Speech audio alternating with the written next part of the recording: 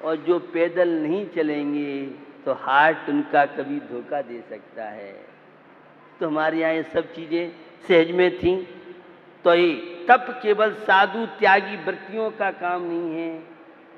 सहिष्णुता, जो जितना काम करेगा शरीर मजबूत होगा।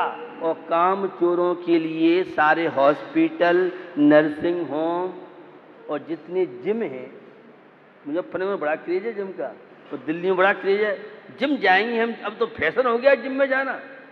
अरे घर के पहले काम करते थे तो जिम की आवश्यकता ही नहीं पड़ती थी।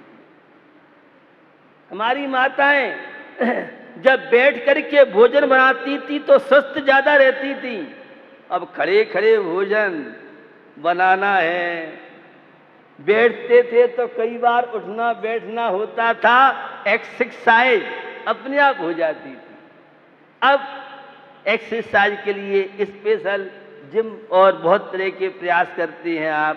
कहने का तात्पर्य है कि शरीर जितना श्रम करेगा उतना स्वस्थ रहेगा, और जितना व्यक्ति आलसी होगा उतना बीमारी घेरेंगी।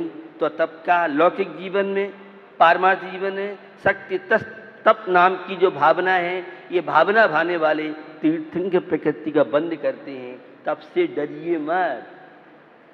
तप हर व्यक्ति के लिए उपयोगी है। बिना परिश्रम के कोई भी किसी क्षेत्र में अपना कैरियर नहीं बना सकता है। तो तीर्थंकर बनने का कैरियर, संसार के बंधनों से मुक्त होने का कैरियर, श्रमशील जो होते हैं, मेहनत करने वाले होते हैं, उनका हाजमा ठीक रहता है। और जो मेहनत नहीं करते हैं, पहले घी के देल खाते थे, यहाँ कुछ बूढ़े बूढ़े बैठे हैं, एक हाथ में गुड़ का देल होता था, एक हाथ में घी का देल होता था। ऐसे घी लोगों ने खाया है। अब डॉक्टर कहता है घी बंद कर दो। क्यों? लोग पहले मेहनत करते थे। एक किसान को देखिए कितनी खेती में मेहनत करता है, तब वह धान्य पैदा कर पाता है। हमें अपने जीवन में सहिष्णुता का विकास करना चाहिए। अपने जीवन में अंतरंग बहिरंग तप के प्रति श्रद्धा आस्था रखते हुए हम अपने जीवन का विकास करें। तो इच्छाओं को सीमित करो, आवश्यकताओं को घटाओ, गलती का पश्चाताप करो। 100% फल देने वाला है वह बहुत कम।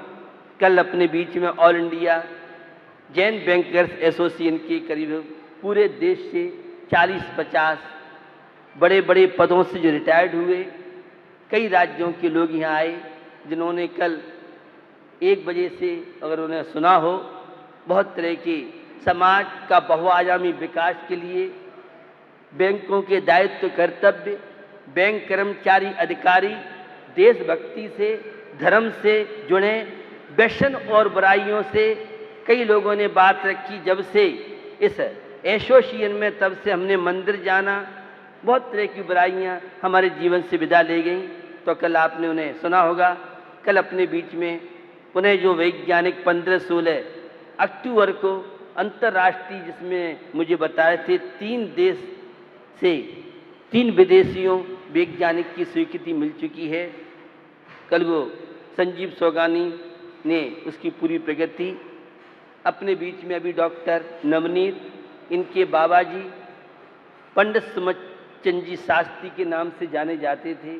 उनके बेटे तो पिता का अनुकरण नहीं कर पाए, लेकिन डॉक्टर नवनीत देखने में एक हाड़ के हैं, लड़के से लगते हैं, लेकिन इनका वर्क, इनका कार्य, कितनी पुरातत्व इतिहास पर पुस्तकें संपादन की, कितने विश्वविद्यालयों में राष्ट्रीय अंतर्राष्ट्रीय स्तर से संगोष्ठियां हुई। ग्वालियर की घटना मैं आपको बताना चाह रहा हूं, टाइम एकदम बहुत हो गया है। ग्वालियर मेरा वर्षा हुआ और मेरी भावना थी यूनिवर्सिटी में जैन धर्म पे कॉन्फ्रेंस हो। कुलपति मेरे पास आए, मेरी बहुत श्रद्धा आस्था आपके प्रति है और मेरी भावना है मैं आपको यूनिवर्सिटी में ले चलूं, लेकिन वातावरण वहाँ का ठीक नहीं। कोई बात नहीं, मेरे दिमाग में वो बात बैठी रही। मैं दिल्ली बलबीर नगर था और डॉक्टर नवनीत जीवाजी विश्वविद्यालय के प्रोफेसर ठाकुर थे, लेके आए। मैंने प्रोफेसर जी से कहा मेरी भावना है कि जीवाजी विश्वविद्यालय में जैन धर्म पर संगोष्ठी, क्योंकि ग्वालियर पुरातत्व इतिहास की दृष्टि से बहुत बड़ा स्थान रहा है, 5000 से ऊपर तोमर वंशी राजाओं के राज्य में, और जैनों ने 5000 पर्वत पर कोई ऐसा स्थान नहीं है जहां मूर्ति नहीं हो। गोमटेश बाहुबली 57 फुट की, 57 फुट की मूर्ति वहां तो सुनी है। यह मूर्ति गोपाचल पर्वत का नाम आपने सुना होगा। तो जब उनसे बात की प्रोफेसर से, उनकी हो जाएगी, कैसे हो जाएगी आप बताओ, और आपका जीवाजी विश्वविद्यालय में स्पीच भी होगी, आपको विश्वास नहीं होगा। मैं सीधा जब दिल्ली से बिहार हुआ तो मेरा जीवाजी विश्वविद्यालय में ही एक कॉन्फ्रेंस रखी, सेमिनार रखा, और जब सारे न्यूज़पेपरों में वहाँ की जैन समाज ने सुना जीवाजी विश्वविद्यालय में ज्ञान सागर, तो लोगों को विश्वास नहीं हुआ, हमें पता ही नहीं है। तो मैंने सोचा था सीधा मैं विश्वविद्यालय में ही पहले पढ़ूंगा, बाद में समाज में जाऊंगा। यह है डॉक्टर नवनीत का प्रयास रहा। जबलपुर विश्वविद्यालय बड़ी विचित्र घटना है, आपको कोई महत्व रखती नहीं है। विश्वविद्यालय जबलपुर, दुर्गावती विश्वविद्यालय, वहाँ संगोष्ठी करना था। जैन समाज बहुत बड़ा माना जाता है एमपी में, जबलपुर में। तो एक जैनेतर विद्वान थे, उन्हीं की हो जाएगी। कुलपति ने और सबने मना कर दिया, नहीं यहाँ नहीं होगी। प्रोफेसर ने कहा होगी यहाँ पर। साहब विश्वविद्यालय में कॉन्फ्रेंस हुई, अब चर्चा आई कि भाई दूरी बहुत है, जहाँ प्रवास है तो आहार विश्वविद्यालय में हो तब टाइम से वह टाइम चलेगा, विश्वविद्यालय में आहार होना है। कुलपति ने मना कर दिया। और भी कुछ ऐसे प्रसंग थे। जब बात आई वड़ा रहा, संत जी का आहार विश्वविद्यालय में होगा, कुलपति कल नहीं आज इस्तीफा मैंने निकाल दी। बहुत बड़ी हिम्मत करनी पड़ती है। वह कुलपति विश्वविद्यालय छोड़ के चला गया, छुट्टी ले गया। मेरा वहीं विश्वविद्यालय में हार हुआ। दुर्गावती विश्वविद्यालय बात कर रहा हूं। वर्ल्ड के प्रोफेसर्स में शामिल हुआ। अंतर्राष्ट्रीय कॉन्फ्रेंस थी। डॉक्टर नवनीत का प्रयास रहा, और आपको ये सब बात बताने के लिए फिर भी प्रसंग चल रहा है। रायपुर में बहुत दूर था। मेरी भावना थी रायपुर छत्तीसगढ़ में काम होना चाहिए। छत्तीसगढ़ जैनों का बहुत बड़ा गौरवशाली इतिहास रहा है। ये जो महाराष्ट्र भी एक क्षेत्र का नाम मैं भूल रहा हूँ, पूरा इलाका बहुत वहाँ मूर्तियाँ। रमन सिंह मुख्यमंत्री, मैं तो वहाँ था नहीं, एक जैनेतर प्रोफेसर डॉक्टर नवनीत मेरा प्रतिनिधित्व कर रहे थे।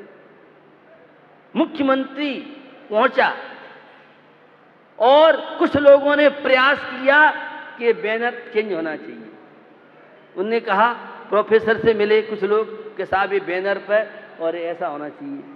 उनने कहा, प्रोफेसर था भाई नंगे बाबा कि हम तो श्रद्धालु हैं। मुझे उसने प्रोफेशन देखा नहीं था, लेकिन उनकी प्रेरणा से हो रही है। पूरे लोगों ने ताकत 10 लाख 20 लाख ले लो, वह 20 ही से मिले। उनने कहा भाई यह संयोजक है और इसकी बात चलेगी नहीं। रमन सिंह मुख्यमंत्री जब वहाँ पहुँचा, मंच पे बोला था, क्या बोला था, मैं जैनों के कार्यक्रम में, और मेरी शिकायत गवर्नर से कर दी, लेकिन मैंने सोचा कुछ भी हो, मैं मुख्यमंत्री रमन सिंह की बात आपको बता रहा हूँ। मंच पे सब दूसरे टैप भी होंगे, तो मैं आपको बताना चाह रहा हूँ किन किन परिस्थितियों में। लेकिन परिणाम क्या निकला, रमन सिंह ने एक जैन गैलरी, पुरातत्व इतिहास की रायपुर राजधानी है, छत्तीसगढ़ की राजधानी है, उस पुरातत्व में जैन गैलरी की घोषणा की। और जो छत्तीसगढ़ का इतिहास निकलेगा उसमें 100-200 पृष्ठ जैन धर्म के स्पेशल दी जाएंगे। तीसरी और घोषणा थी, 3 घोषणा उन्होंने की थी। कल ही मुझे डॉक्टर नवनीत ने याद दिलाई कि डॉक्टर प्रोफेसर तो इस समय बहुत हो गए हैं, और रायपुर से खबर आई है कि आपको जो करना है आप बताएं। जो घोषणा रमन सिंह मुख्यमंत्री ने की, उन सब कार्यक्रम को क्रियान्वित हम कर सकते हैं। यह है विश्वविद्यालयों की संगोष्ठी। मैं नहीं भी होता हूँ तो अभी उस कल ही मैंने पहले इनसे कहा कि उत्तराखंड हमारा बहुत बड़ा श्रवणों का केंद्र रहा है और उत्तराखंड में बहुत विशाल विशाल मूर्तियाँ, जोशीमठ में जो इतिहास पुरातत्व की चीज़ें निकली, ये जोशीमठ जो बद्रीनाथ से बहुत पहले है, ये मूर्ति कला का बहुत बड़ा केंद्र रहा है और यहाँ पर सैकड़ों की संख्या में मूर्तियाँ और शिलालेख, बहुत तरह की चीज़ें मिली हैं। वे सब समय बात करने का समय नहीं है। मैं आपको बताना चाह रहा हूँ, अपने जैन समाज में जैन धर्म की बात करना कोई महत्वपूर्ण नहीं है। एक विश्वविद्यालय प्रांगण में सारे प्रोफेसर बैठते हैं, सारे विभाग बैठते हैं।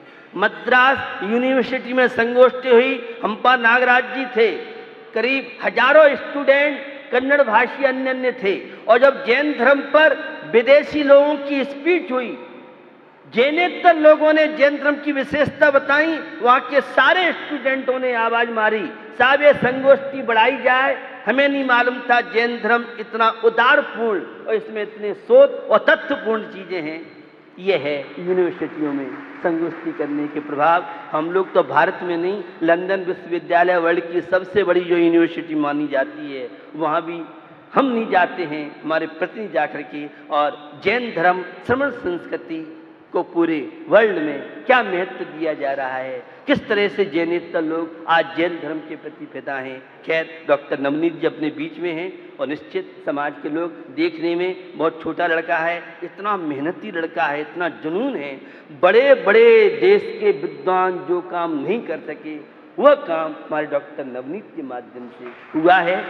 आज नहीं, इसको आगे इतिहास मूर्ति पर जितने शिलालेख हैं, अभी एक इनकी प्रकृति आई है, भिंड जिले में जितनी मूर्तियां हैं उन सब के शिलालेख, प्राचीन मूर्तियां, प्राचीन धरोहर हमारी है। उसके लिए डॉक्टर नवनीत का जो प्रयास है, उनकी धर्मपत्नी भी साथ में आई है। निश्चित दोनों का, इस दंपति का देखने में कुछ नहीं लगता है, लेकिन जो उस लड़के ने काम किया है, आज वर्ल्ड में इस युवा का नाम है। और एक सुमति ज्ञान नाम की पुस्तक, 63 लेख हैं जो लंदन में जिसका विमोचन हुआ। एक सूर्यप्रभा नाम की पुस्तक है आचार्य सूरसागर जी, और उसमें विदेशी पुरातत्व इतिहास विज्ञों के जैन धर्म पर आलेख हैं। और उन चुनौतियों के बीच में हम किस तरह से राष्ट्र की रक्षा कर सकते हैं, हमारे क्या क्या दायित्व हैं, उस राष्ट्र के नाम संदेश के दौरान आज हर व्यक्ति अहिंसा का दीप जलाए। अहिंसा से ही देश, राष्ट्र, विश्व में शांति की संभावना ही नहीं संभव है। सत्य का प्रकाश फैलाएं।